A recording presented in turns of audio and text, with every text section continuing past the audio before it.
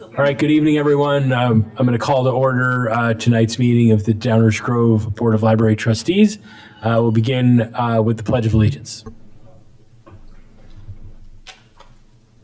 I pledge allegiance to the flag of the United States of America and to the republic for which it stands, one nation, under God, indivisible, with liberty and justice for all. Okay, we'll start with the roll call. All right. Trustee Gagani. Trustee Humphreys. Here.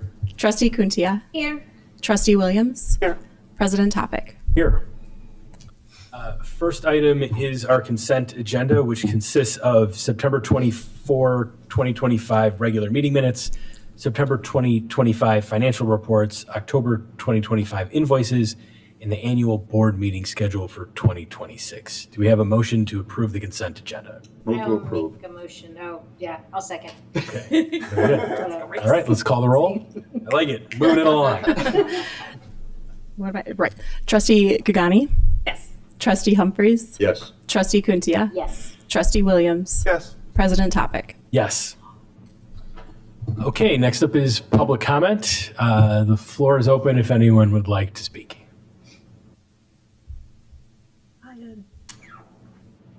Hi, Ed Pollack. I haven't spoken for a long time, so I hope I make this worthwhile. There's actually two things I want to talk about. I really want to talk about AI, but before I do, I'd like to make a comment on the topic of the holiday schedule for the staff. And I've been a very vocal supporter of the library, and one of the arguments I regularly make is that it provides great services, a great library, and in this case of the holiday schedule for people, I'd like to make sure that people get well compensated for that. But one of the things I think makes the library so good is that they're here when your kids are home from school and you want to go to the library, get some books, get some movies, the library's open, you can go there. So I would prefer that people get paid for that time and they see this as a good enough calling that they want to take the time and serve the public more so than the little inconvenience that may happen. So now on to AI. First of all, I've periodically made comments to the board, not necessarily this composition of the board, but that the board has been very tactical focused and should be much more forward looking. So I very much appreciate taking something like AI up because that is certainly a very strategic type of thing. Also, President Topic, I'd like to commend you for pointing out where you had some, your personal perspectives coming from the biases. I think that's great in terms of thinking through and making sure that you're not overly affecting the way things get written. So I very much appreciate that. I'll state my own bias. I've been in the technology field my whole career, and so I'm probably a little bit more biased in favor of AI. Although actually as a consultant, I've actually advised clients against AI projects as well. So I like to think I'm keeping some balance of perspective and not just a hard partisan technophile. The discussion about AI today reminds me actually in the 1960s, there was a similar sort of uproar about computerization. IBM had come out with the System 360, their mainframe,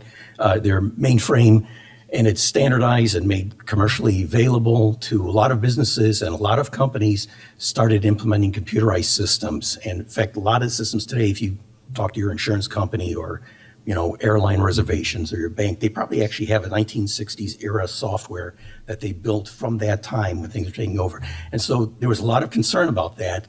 And people were very upset at the time because they said computerization, because it was just called computerization at that time, was going to lead to mass unemployment. Everybody was going to lose their job because it was going to be computerized. There's going to be a loss of privacy.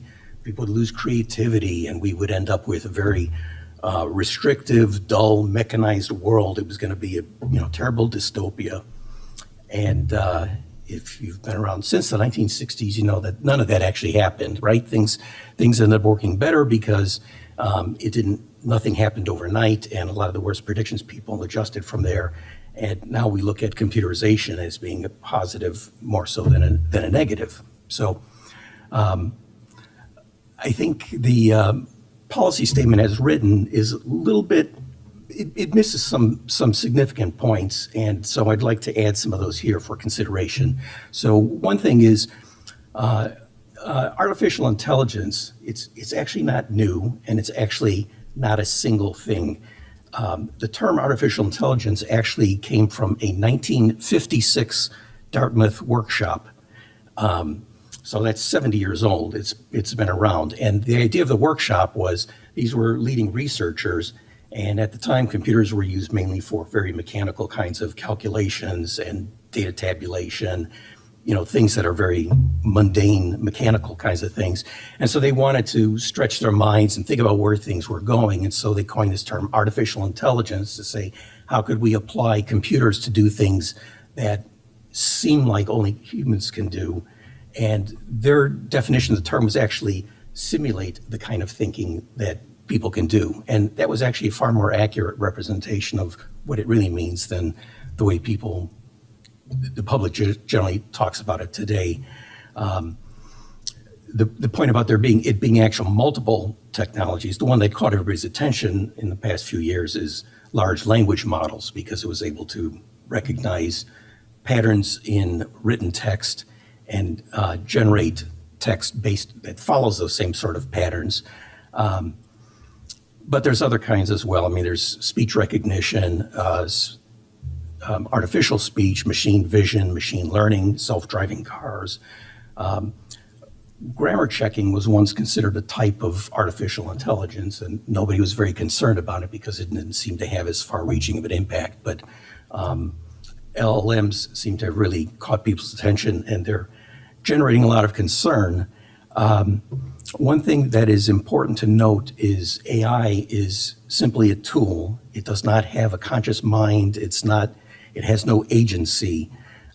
Most of the concerns about AI are based on extrapolating where they think things can go based on taking on becoming an entity and doing things. And there are actually very deep fundamental reasons why that is not going to happen. In fact, there's a great book entitled What Computers Can't Do. It was written by a philosopher, Hubert Dreyfus, and I recommend you read it, but I got it from the library about 10 years ago, but it had to be a special request. They had to get it from out of system. So maybe I'll donate a copy and dedicate it to somebody. But what it points out is that it's not a matter of scale. It's not a matter of working at it or advancing technology. We fundamentally don't know how to create consciousness or give sentience to something. So it's not going to be a matter if they keep working at it. I know that some companies have started initiatives they call it general artificial intelligence to try to do things like that, but we just don't understand it enough. In fact, you can't actually tell that I'm a conscious being other than you sort of assume it because I'm a person. But if you gave me tests, I'd probably pass the test the same way as an AI tool would be able to do it. So it's a very complex topic. So with that in mind, I think the policy as stated it's a bit too much cautionary about AI. And I think a balanced policy should have more positive points as well as negative points. And in fact, in the spoken comments, President Topic, you were talking about the library should lead the communities is a very important thing and tell people about it. So I think more of that ought to be brought out as well so that you get a bit of balance in there. The list of harms, I think, are in some cases not kept in perspective overall. Like, for example, the environment in the state written statement, it talks about water, and when you were speaking to it, you talked about electricity use. And that is true. Computers use electricity and they use water for cooling in some large centers, but the water's not actually consumed by the computers. It's fed in, it cools the equipment, the water gets heated up, and it's discharged again. So there's no loss of water. There are certainly places where they've built large data centers and there have been disruptions to the local environment, but those are largely due to the lack of environmental regulations in those particular areas. And it could have been a golf course that got put up there and diverted a lot of water instead. There are a lot of things that use water, and data centers ought to be considered in that regard. And as far as electricity goes, cryptocurrency uses far more electricity than AI does, but nobody's talking about all the electricity problems being caused by crypto. They did a few years ago, but people sort of forgot about that. And in fact, if you want to look at the total use of electricity, the big use that really swamps both AI and crypto combined is air conditioning.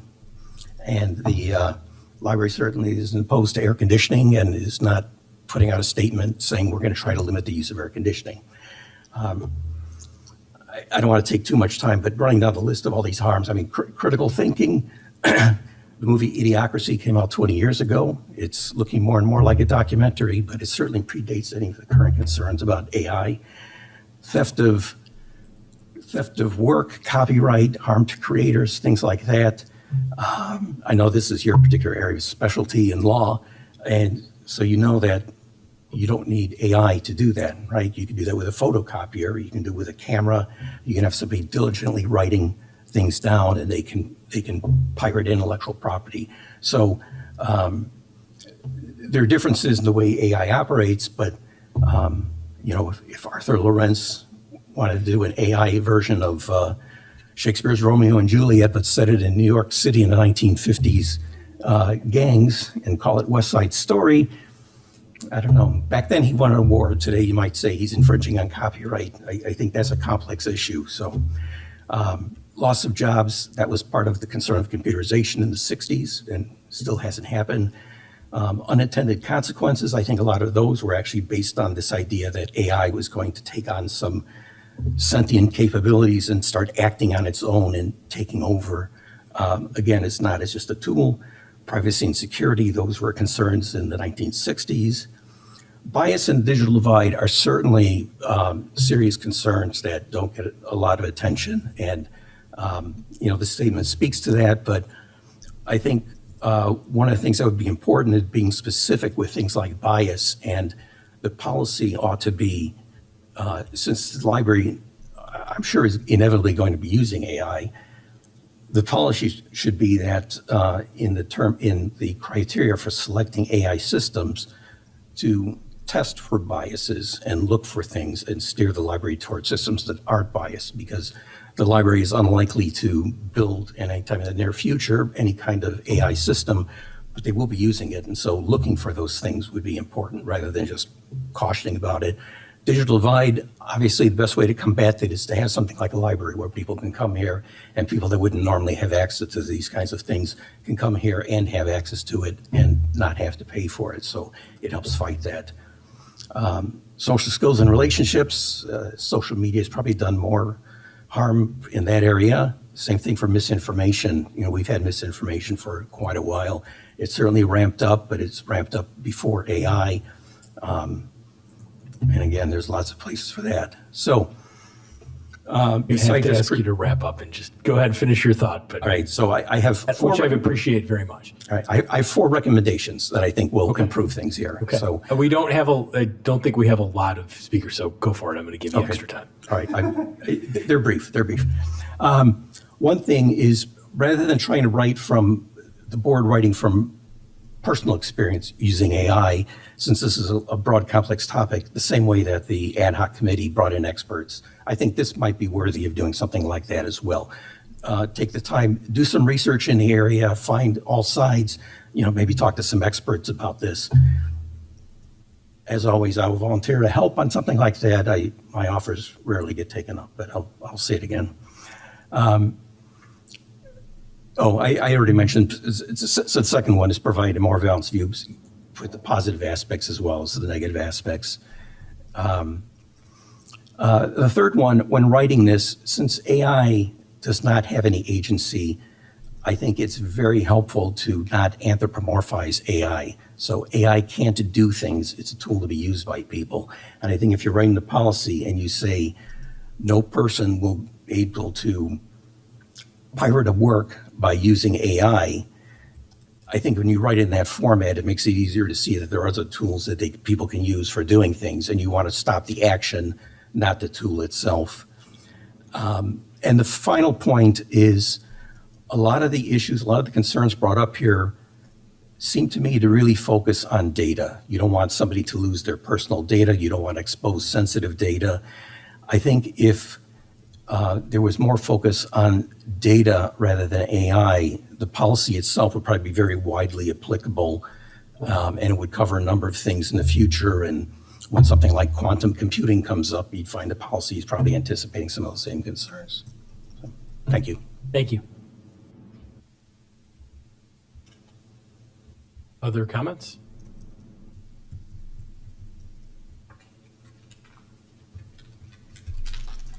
Hello. Hello. Marge Mark, 28-year Downers Grove resident, huge library supporter, if you didn't know that already.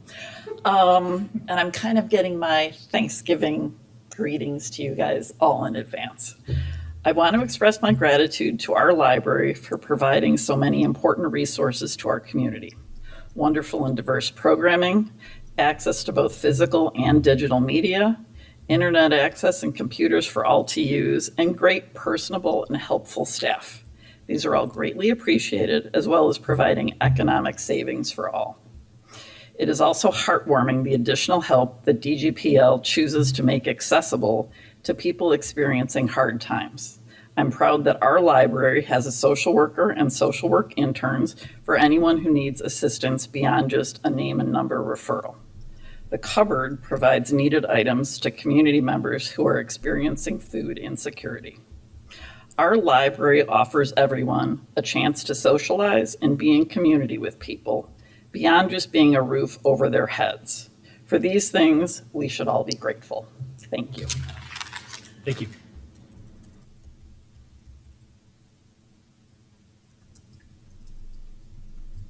Anyone else? Okay, thank you. That moves us on to trustee comments. Anyone want to begin? I'll go. Thank you. Since Barnell usually says the same thing. First things first, I attended the Downers Grove Public Library Foundation's Art After Dark event. It was really fun. It was really awesome. There were pieces I had not even seen after visiting the library hundreds of times. So it was really great to learn more about all of that. So that was a really fun event. I also had an opportunity to attend Trustee Day at the Illinois Library Association's conference up in Rosemont. That was great. It was nice to meet other trustees in the area. I also had a chance to sit in on a session that our executive search firm partners were co-facilitating about. They kind of ran a fun like mock board meeting, and it was great to see how well we actually really operate and like how far we've come to really streamline our process. And there were a lot of trustees asking questions, and I felt like we nailed everything. So that was really exciting. So we're doing good. That was really exciting. In terms of the executive search firm or the executive search process, I just wanted to update everyone. As you probably saw, the public opinion survey went live at the very end of September. It is live through the end of October. So if you haven't done it already, please do so. We're up to 226 responses as of right now. I think someone just did one like 5 minutes ago because it was 225 before. In terms of next steps, we do, Caitlin's been great about working with our search firm to conduct or schedule meetings with the managers and staff to get their input. And I know that's not an easy feat. So I appreciate all the help with that. So they'll be, the search firm will be talking to the staff and managers in the next few weeks. And then at the November 12th meeting, they will be here and they'll kind of be giving the board a synopsis of what they've learned from the staff, what they've gleaned from the opinion survey, and we'll be moving forward with kind of the next steps of drafting the actual verbiage for the position. And yeah, getting information from the board. Unfortunately, I will not be here for that meeting, but I think it will go really well. So I think that's really it. Do you have any questions for me about Are they that? doing those on site when they come to meet with staff and what they're going to be on site? I believe so. Right? They're meeting Yeah. with the management team on the 12th Okay. of November as Okay. well, Perfect. prior to the board meeting. Okay, awesome. So we're still on track. Yes, yeah, Awesome. things are still right on schedule. So, and then I also did actually, thank you for reminding me, had an opportunity to talk to Cindy. She's been doing a great job, our marketing manager. she helped put together the survey and get it pushed out and publicized. And we're also kind of working on the best way to keep everyone up to date. So, I think the last thing we talked about was putting another tab on the main website under About, and then the board kind of heading. So people will be able to see kind of the rough timeline, and the survey will be up there for the next few weeks. And then any other kind of pertinent information will be there and available. So that should be coming in the next, month or so, probably. Thank you. I'll go next. Also, After Dark was amazing. Swap and I did not match, because everyone knows we have a tendency to match, and then no one can tell us apart. It's very hard. So we're trying really hard not to do that. Also, I got to go to the Historical Society's Carnegie event, which was fascinating to get to see the library from the very beginning and how the building's changed and different additions that have happened. And the brick is now in front of the Curtis entrance, and it is attached to the wall, even though it looks like it's not attached to the wall, because I was very nervous that it was going to get knocked down. But it's very well attached because Marge and I poked at it. It was. So it's there. It says do not touch. And then a quick congratulations to Mary Costello and Mary's sister for receiving the 2025 Local Hero Award presented by Oak Trace for their amazing service to the DG community. Just, again, we have an awesome staff. So that's all I have for today. Sure. You can go second class. All right. I also attended our After Dark event. I enjoyed chatting with various members of the community and enjoyed seeing some of the art. And then secondly, I went to another event for BAM Book Week, right, earlier in October. And this was at North Central College. It was a discussion roundtable called BAM Books and the Freedom to Read. And it had Director of Library Services from North Central College, a Collections Service Manager from Naperville Public Library, a Senior Communications Manager from Source Books, which is a publisher of a BAM book, and then the Children's Book Manager from Anderson's Downers Grove. And finally, one of my wife's colleagues in the English department, who is a poet and also a young adult fiction author. And then the moderator was a professor of communications and media studies. A lot of students at this. It was kind of intended for students. Not surprisingly, the Anderson's bookstore manager mentioned Downers Grove and our history, both the genderqueer dispute and also some things that have happened before my tenure here on the library board. And so it was an interesting discussion. I asked one question, and that was something that kind of thematically similar to President Topic's comments from last meeting. I asked about the importance of reading books that you're uncomfortable about, in terms of the topic. And so I got a couple of responses about that I thought were insightful and useful for the students that we're attending. That's it. All right. Thank you. Dave. Everybody's repeated off everything I was going to say, but the Art After Dark, I want to compliment the foundation for putting on an amazing event and our staff that helped them. A lot of people discovering a lot of new art that they hadn't seen before. It's been there a while, and to have many of the artists present to talk about their works and to remind people, as I will try to remind people, as I frequently do, it's the only public art exhibition in Downers Grove. And so it's a treasure that we need to celebrate. The Oak Trace Local Heroes program. I'm a resident of Oak Trace, and so I had a little something to put that together, but we had people from the police department and the fire department and the Good Samaritan Hospital and the Downers Grove Public Library celebrating local heroes from their of their team members, and was very proud that our library presented 2 people, and that was a joy.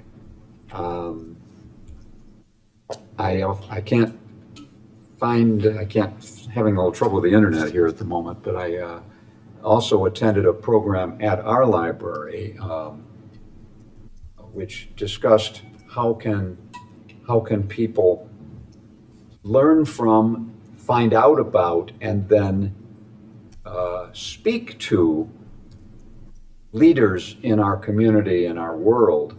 It was presented by the Illinois Division of Common Cause, and I was very proud that our library staff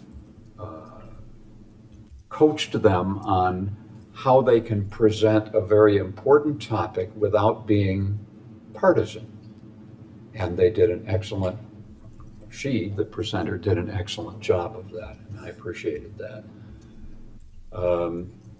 I often speak about the discoveries from this podium. Unfortunately, the discoveries have appeared in my mailbox today, and I have not had time to get through the detail of it, but I urge you to do that, because there always are wonderful things in it that teach everyone new things, including library board members. So, enough. Thanks, Dave. I did not attend Art After Dark. I wanted to, but I was unable. But thank you to the foundation for all that they've done to support us. Nathan mentioned somebody mentioned Carnegie. Sorry, Bernelli mentioned Carnegie. I think in connection with that, just received an award of $10,000 from the Carnegie Foundation. So that's really excellent. Really proud that we were able to do that. I also attended the ILA conference, or portions of it. It was my first time. It was great meeting some other trustees and librarians and folks. I got to see Julie and Jade get their awards from ILA, which was really great. And then I attended a session on book bans and kind of book removal, which I thought was really great. It sort of walked through what the law is and how it works and best practices on how to handle it. I thought it was very informative and useful. During the audience sort of questions and comments, there was a trustee from another library. I didn't catch his name or which library, but he talked about sort of the importance of having diverse viewpoints and having books that you may not personally agree with. And as sort of a litmus test, he said, look and see, do you have any Charlie Kirk books in your library? Because if you don't, then you should think about whether you really are getting a diverse set of books. So before the meeting today, I went onto the catalog and looked, and we in fact have 3 Charlie Kirk books in our collection. All of them are checked out right now. So I thought that was a really interesting way to put that and to illustrate how having a diversity of viewpoints works. I'm glad to see that we are doing that. Last thing I'll say is I'm just going to trash Microsoft for what they're doing with Windows 10 and making us replace all our computers before we really ought to have to do that. I'm not the only person who's kind of frustrated it's causing a tremendous amount of electronic waste and it's just generally not awesome. So if you're listening, Microsoft, I didn't really appreciate what you're doing with Microsoft 11. Do with that what you will. So that's all my comments. So I'm going to move back to the agenda. Next, we have Library Director's Report and Technology Services presentation. All right. Well, I will just let you know that in those financial reports, if you notice, we are 75% through the year, but we finally posted the majority of our revenues. So you can see that we are 96.9% of our revenues for the year have been collected by the end of September, and that's fairly typical for us. We're only 66.7% expended. So just a quick update. I know some folks follow along on where we are financially. And again, great Art After Dark fundraiser. Thank you to our foundation board and everyone who worked so hard on it. Jen for representing me at that as I was unable to attend. And it was really great. And thank you to all of our staff who helped out with that. and the Historical Society for recognizing the Carnegie Library this year. And it was very timely to recognize our Carnegie Library, as the Carnegie Foundation today let us know that all Carnegie libraries in the United States will be receiving a $10,000 unrestricted grant in celebration of America's 250th anniversary. So go Carnegie Foundation. Woo!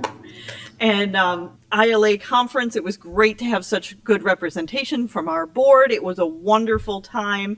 And yay awards. Congratulations again to Jade Parks, who received the Young Adult Professional of the Year award, and then also to Mary Sustar and Mary Costello for their Local Heroes Awards from Oak Trace. So all going good. And then just because you guys had asked for a regular update, Zero Eyes, we've obviously had no incidents, but we do know that they're looking at things because they let us know that we had a camera that wasn't feeding into the system properly. And so we were able to address that right away.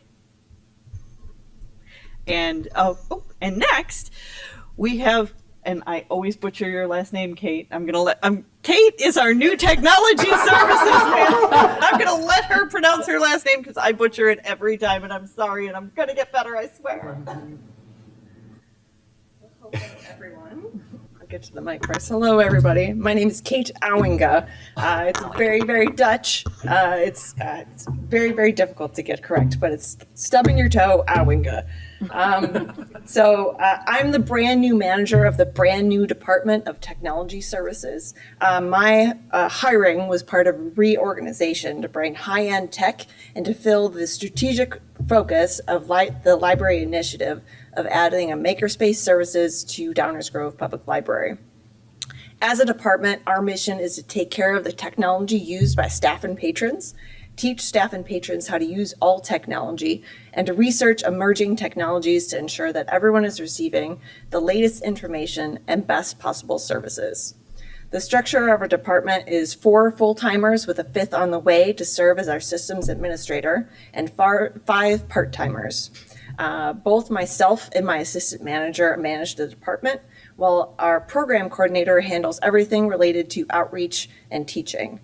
Our creative tech coordinator ensures the tools we have for making art are as good as they can possibly be, and our technology services associates help patrons with tech questions while staffing our help desk. Right now, our services include publicly accessible computers, as well as printing and scanning, tech and new maker classes, a media lab where patrons can create audio and visual content using AV equipment, as well as in-house instruments, a full-time staffed help desk where patrons can ask tech questions, as well as one-on-one sessions with our staff to learn everything from computer basics all the way to advanced 3D printing techniques. And we've been adding a lot to our repertoire.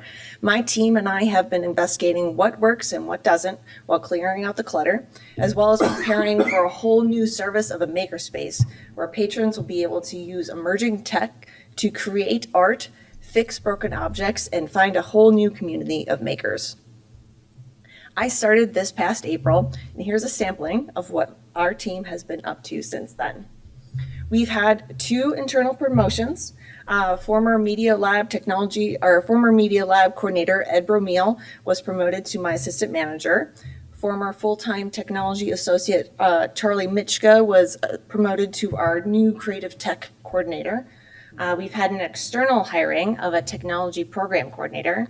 We've been documenting all of the technology that currently exists in the building, including all of our PCs, laptops, monitors, tablets, and phones, as well as instituting a replacement schedule for everything. We've installed newer, faster, high-speed internet that is 6 times faster than our old service. We surveyed the public to find out what they would like to see in our new makerspace. We discussed and wrote a new policy proposal on the topic of AI. We redesigned internal systems such as our help ticketing system, our staff and desk schedules, as well as our 3D print queue.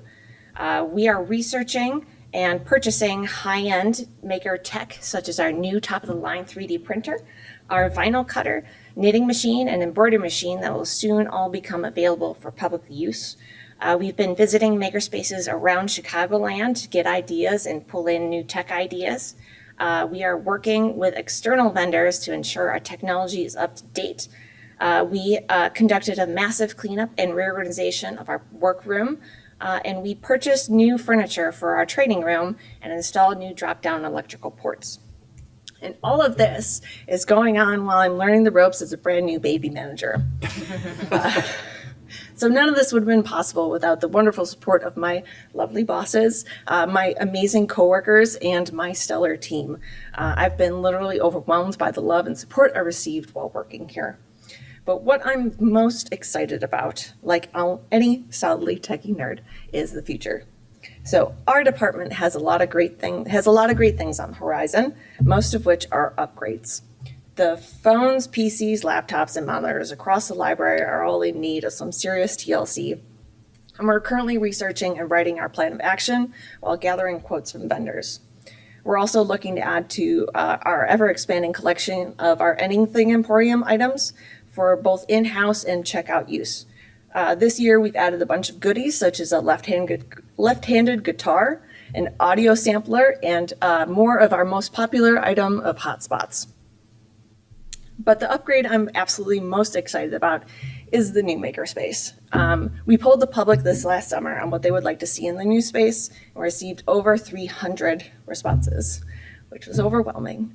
We got a lot of great data. We asked what kind of equipment they'd like to see, preferences regarding hours of operations, learning styles, and any feedback they'd like to give us regarding makerspaces in general. Most interestingly, from the data, I found that the machine preference in the survey results roughly matched to the machine usage I saw while working at my former job at another makerspace. 3D printers were far and away the fan favorite, followed by laser cutters, embroidery machines, and vinyl cutters. As of right now, we have 3 out of the top 4.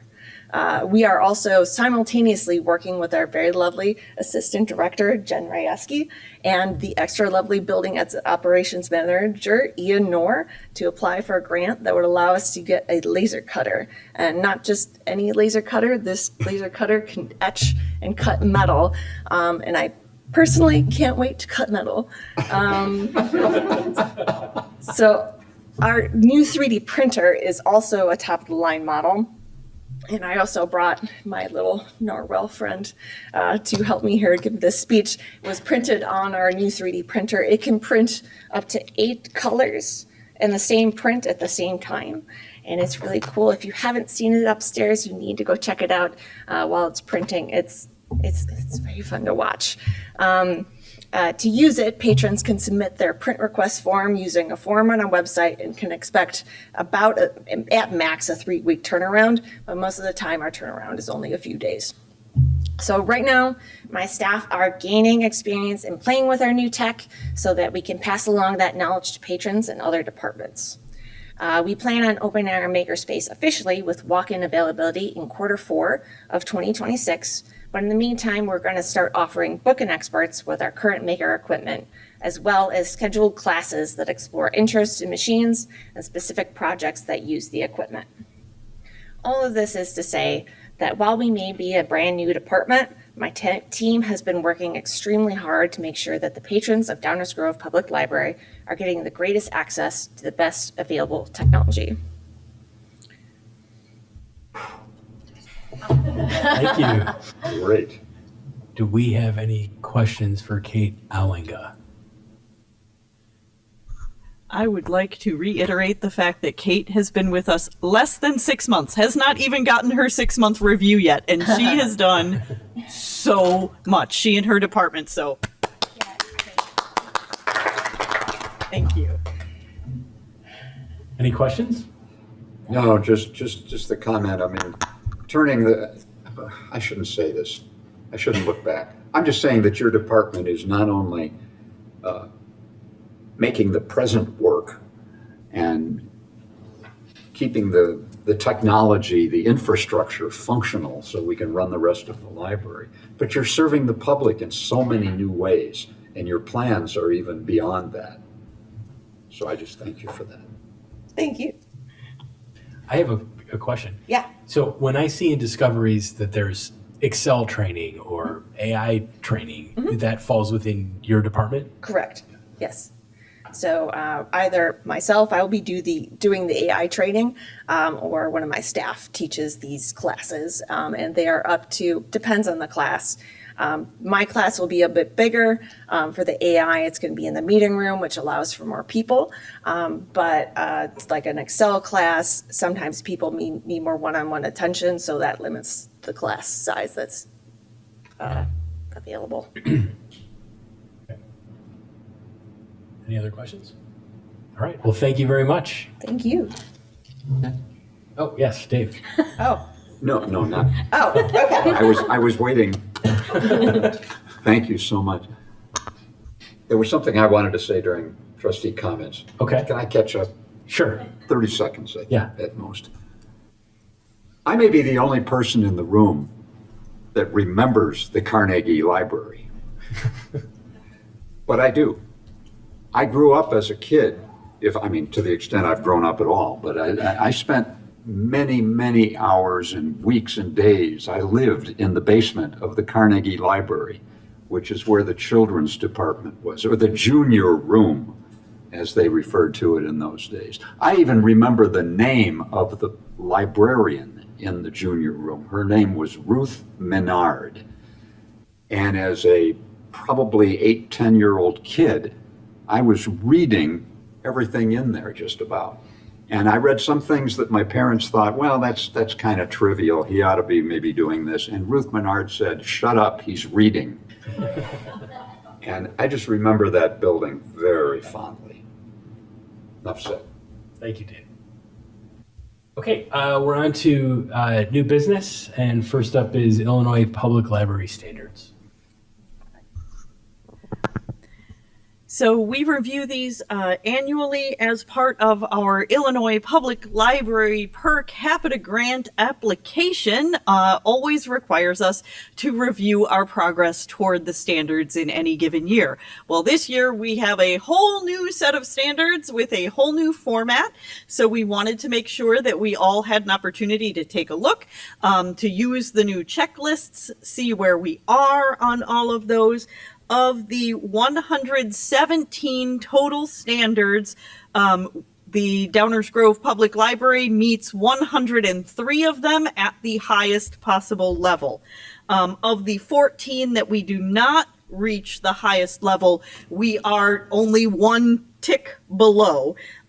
And some of those are very aspirational, such as pursuing local, state, and national accreditations for environmental standards, or offering service by phone or chat outside of library operating hours. So we may never actually get to all of the highest, but we're pretty darn close right now.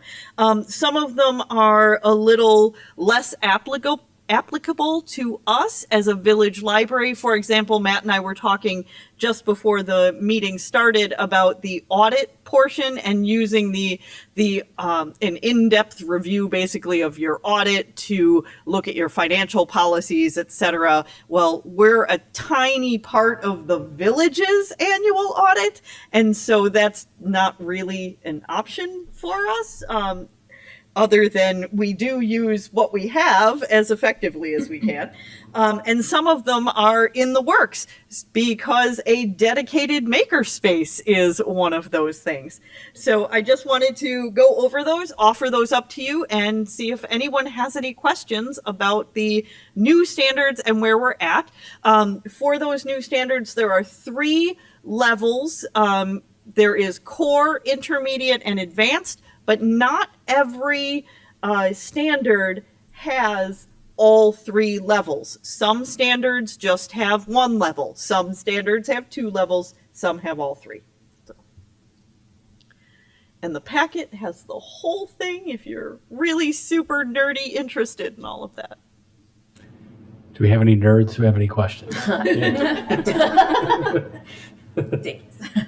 I He raised his hand, just to be clear. Because he raised his hand. I didn't read all the fine print in that long list of 100 and whatever it was items. But one of them did jump out at me a little bit that I've seen before, and that is offering some telephone or internet assistance by librarians outside of service hours. And that's always intrigued me. It's a significant budget hit, but it is an intriguing concept to me. And I probably won't be here to see that happen, but I would like not to have that one forgotten. Other questions or comments? Okay. Thank you, Julie. There's nothing to vote on there, right? We're just a discussion. Next up is the Automated Material Handlers Bid Award. All right, and this is the bulk of the packet. Yeah. If you read it, that We thing's noticed. over 300 pages long. And thank you to Melissa Willer, our circulation services manager, who is here tonight to answer any questions, who reviewed extensively all three of the bids that we received. We received bids from Envisionware, TechLogic, and Biblioteca. She also sought all the references for those bidders and very thoroughly evaluated each proposal. And the recommendation is for TechLogic, their option 2 within their bid proposal, which is the base model with the automated unloader, and also preventative maintenance contract 1, which is a little different than what was in the packet. That was a kind of a game day decision by the circulation department. So if you have any questions, I'm going to shoot them over here to Melissa. I want to hear that last one. Oh, the preventative maintenance, why you chose it. Yep. Yeah, excuse me for jumping in. No, by all means. I understand the unloader, but I didn't. Yeah, so they offer a couple of different warranty packages. Their lower level one, which is the PM one, is basically they come in once a year, they do maintenance, they check it over, do any small repairs that need to be done. And then if we need larger repairs done during the year, they can walk us through a lot of them. The machine is designed to be self-serviced by staff. If we can't fix it, we can have a service visit and then they charge us hourly. And that the other program is a full like bumper to bumper, like everything's included. That program is $14,000 more a year. And when I spoke to our vendor rep, who of course, you know, he wants to sell us as much as possible, but what he told us is he figures about 85% of their systems, the libraries have chosen the PM1. And then when I spoke to the libraries, both their recommendations, but I was also at ILA, and every table I sat down at, I was like, who has an AMH? Everyone I spoke to had the PM1. And they were very happy, and they did not find that there was a lot of unanticipated costs. I think I read somewhere in this very large amount of reading that the goal was to start with the lower one and then possibly later bump up. Was Well, that initially, correct, or it's was it the other way very- around? The other way around, because Okay. it's kind of daunting, to like not have that. Right now we have the bumper to bumper warranty, and you're like, well, if we have something goes wrong, how much is it going to set us back? So I had talked to the rep, and he said you can go back and forth as long as it never falls out of warranty. And so initially I was like, let's go with the higher one and then we can drop it. But after talking to multiple people, I feel that, if we find that our machine, we feel we're spending more unanticipated, then we can always go up later. And where, in terms of pricing, I know the Biblioteca one, the service contract was something we voted on, or do you remember offhand, about how much that service Well, contract our was? current Biblioteca contract for just the sorter portion comes in, I feel like isn't it around 20 something? it's like 27,000. And I know that's saved us in more recent history. It because of has age. saved us, but I don't know that, if we had had I mean, they don't offer any other contract. Yeah. And I don't know if we had had a lower one and just paid as we needed. I found some numbers that they pulled together a couple of years ago, and I think it was like $4,000 is what they figured they had, they had spent in visit time, which if we had spent $10,000 and then an additional $4,000, that's still considerably less than 27. Thanks for looking through these. Okay. Oh, yeah. Yeah. It was both fun and sometimes it's like, woo. I kept thinking, I am not an engineer. Right. That was one of those pages that was like, My dad is. schematic. I know. It was cool, but it was a lot. Dave? I may have had another question, I'm not sure. I'm not questioning you guys are the professionals and understand this stuff a lot better. I mean, you live with it, and I understand that it's a key piece of equipment. It is. That you don't want to be down very long. And I understand that there's even a provision in there, I think, for keeping an inventory Yes. of important parts on site. Not a huge inventory, presumably, but so that two levels of things. One is if there's something, maybe it's something that we know is going to wear out periodically, and it's customer interchangeable, and that's one level. But even beyond that, even if we have to have a tech come in to have the part here, Right. if it's a part that can be stocked affordably, but I was intrigued by that. Yeah, the new machines, like you've probably seen the sorter, and there's these very large belts. It's a very large machine in many ways. The newer systems are basically like very narrow, like rubber band style belts, and then cylinders that pop up to move it back and forth. And all of these basically just pop in and out. So if something goes wrong, that's the most common thing is like a belt snaps or something. You have those parts on hand, you lift the tray up, you take the old one off, put the new one on, and you're good to go. And I've been told by a couple of people that they've even found you can go missing a band or two for a while.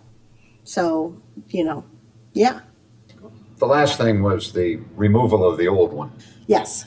which is a pretty expensive proposition, but they actually try to recycle. And So- we are asking them to try to recycle some of the old one in the process of removing it, correct? So yes, they quoted us, I believe, $2,500 to remove and recycle that machine.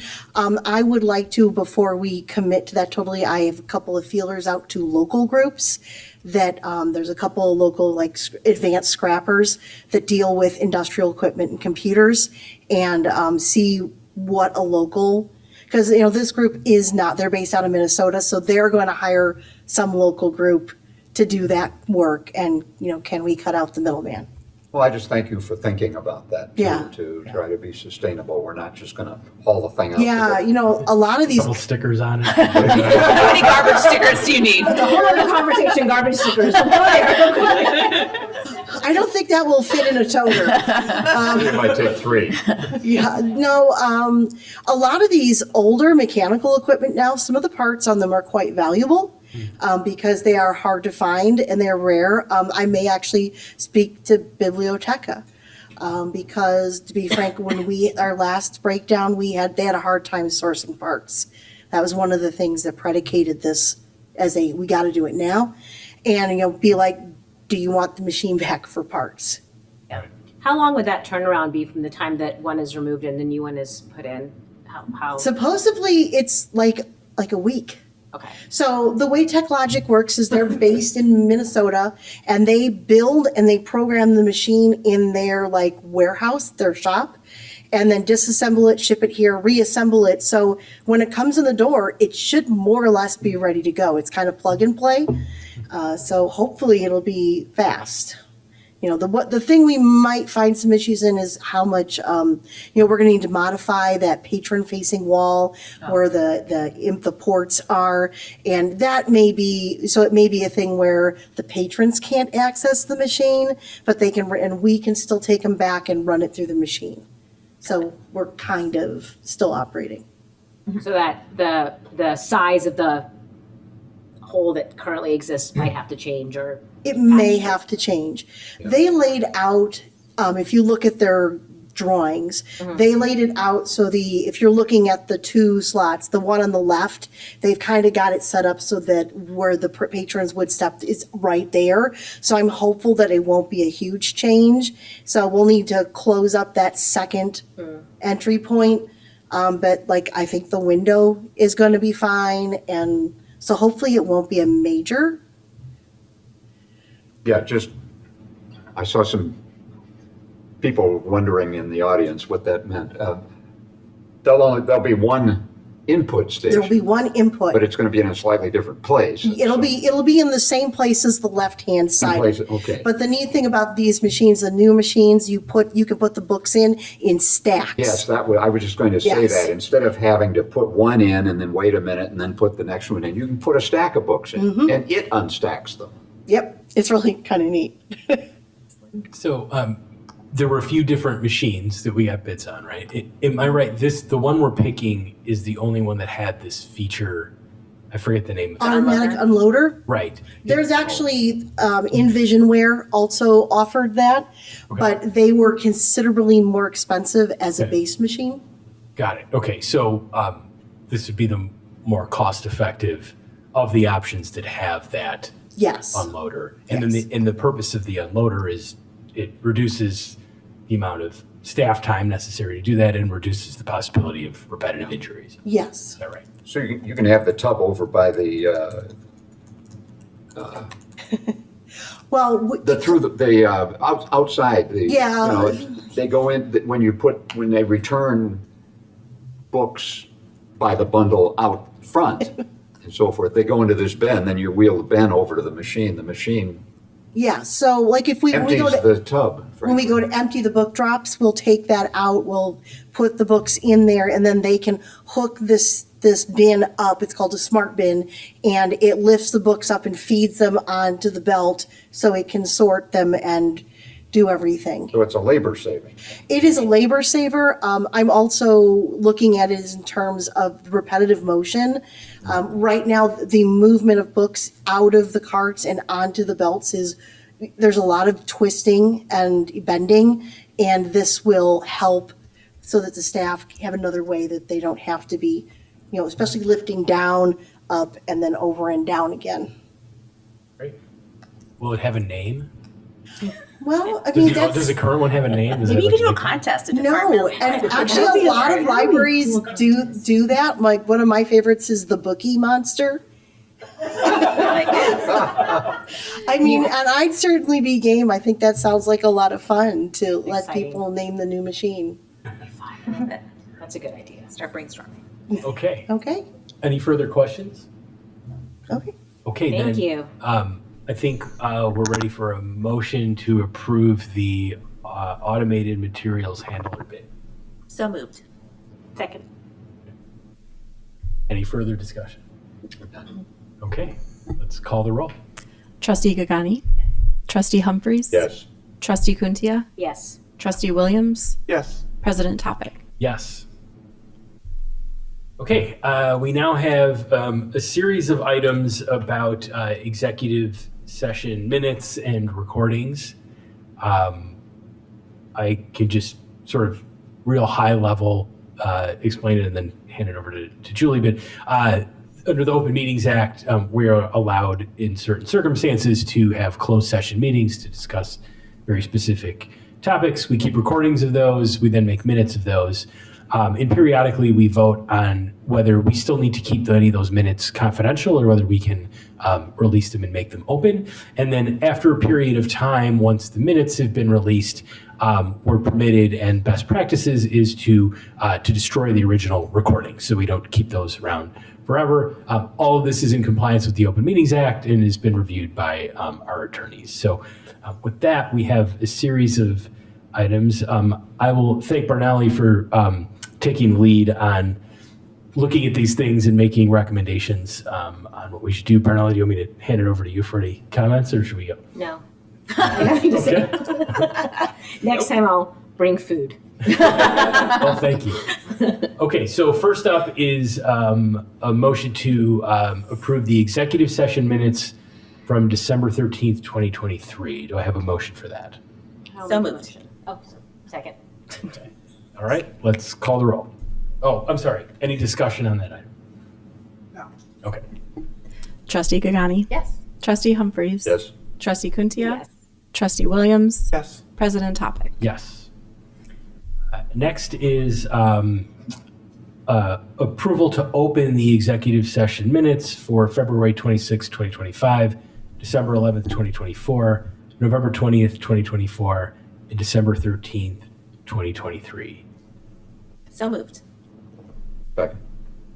Any discussion or questions? Call the roll. Trustee Gagani. Trustee Humphries. Yes. Trustee Kuntia. Yes. Trustee Williams. Yes. President Topic. Yes.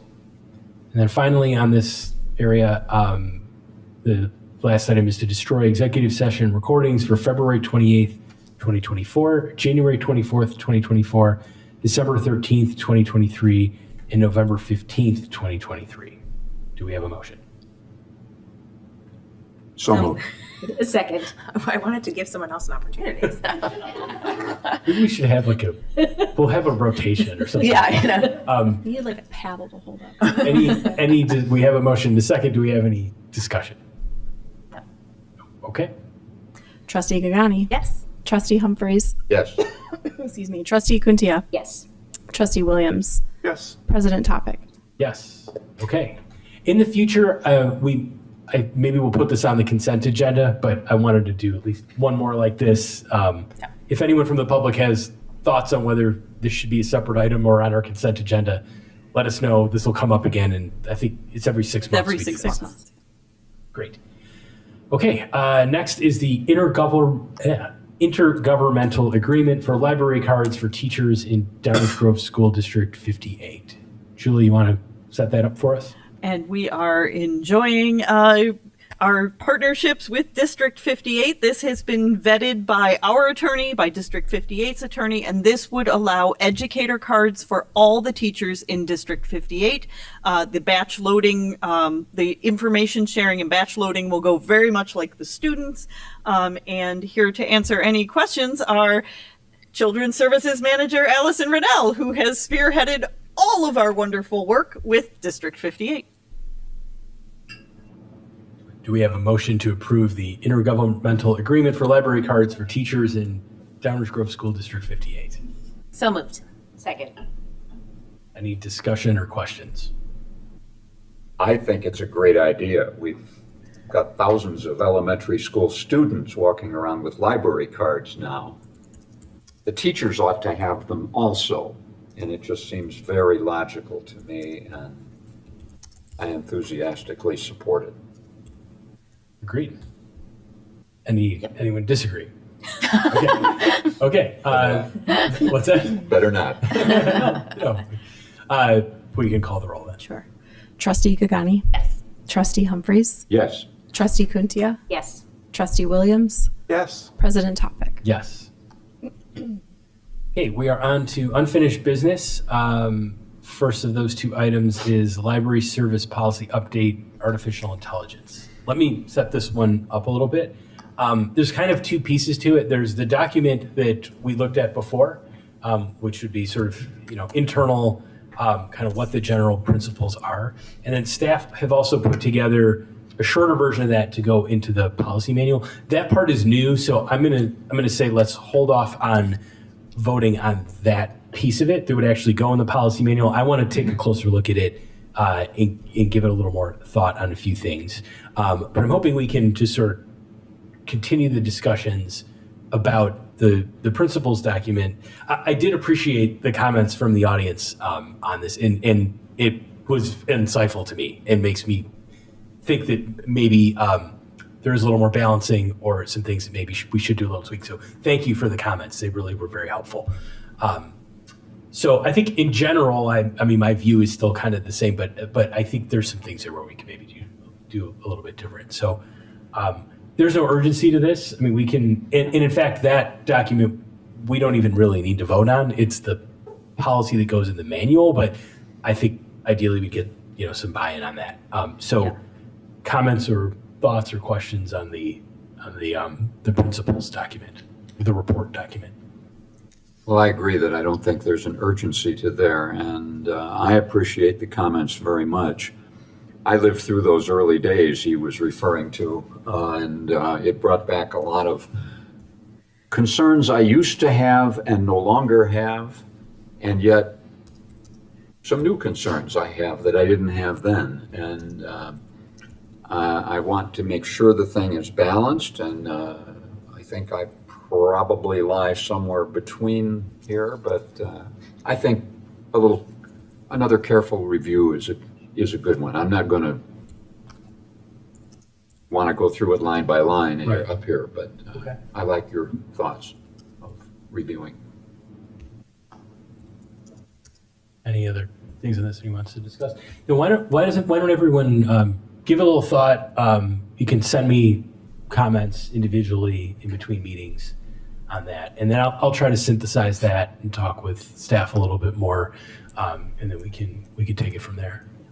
And it might not be in November because we got a quick turnaround. Remember that our November board meeting is the 12th of November, so not very far from now. Oh, yeah. Yes. Thank you. And I mean, one of the main items on there was we should be doing programming. We're already doing programming on AI, so I'm excited to see us getting started on that, without awaiting this document. So, okay, then I think we will just table item 9A and continue the discussions. Okay, 9B is personnel policy update, library closings and holidays. All right. Well, this one's a little bit of a change from what we had talked about.